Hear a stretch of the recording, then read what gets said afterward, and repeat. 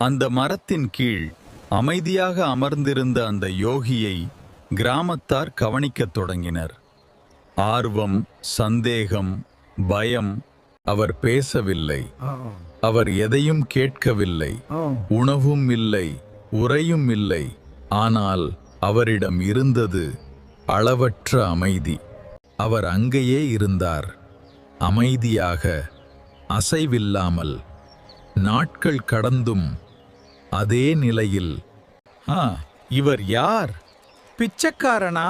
யோகியா? சந்தேகம் கிராமம் முழுவதும் பரவியது. சாயி மௌனமாக, அமைதியாக தியான நிலையில் அமர்ந்திருந்தார்.